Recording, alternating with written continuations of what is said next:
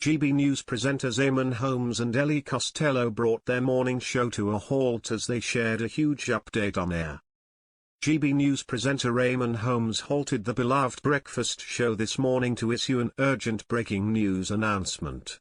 The 64-year-old broadcaster revealed that the Home Office is ending its relationship with the biggest provider of migrant hotels.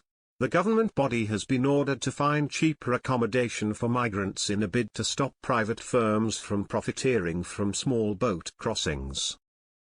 A Treasury document acknowledged that in the face of global instability, migrants are likely to need to be put up in hotels for years to come, according to the Sunday Times.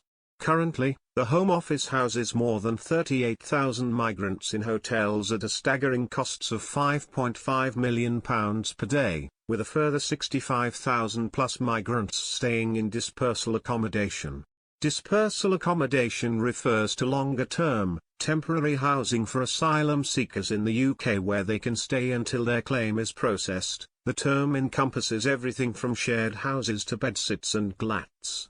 The difference in cost to the UK taxpayer is significant, with a hotel stay costing £145 per night on average, compared to only £14 for dispersal accommodation.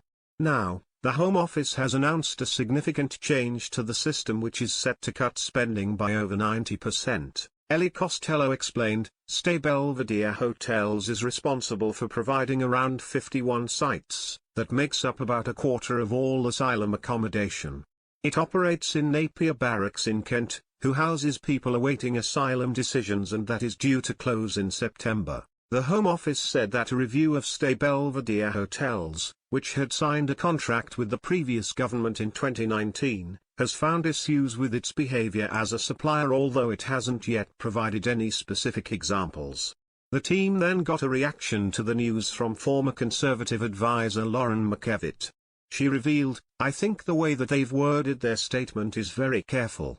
They've found supplier issues. The government obviously undertakes reviews of suppliers fairly regularly, regardless of which party is in power in government. The government just has the mechanism for judging suppliers, so we have no way of knowing quite what the issue is here. Is it an issue of corporate malfeasance? Are there taxation issues? Are they charging for a service from the government that they are not actually providing? It's a bit hard to tell what it is that's gone wrong here until the government issues slightly more detail.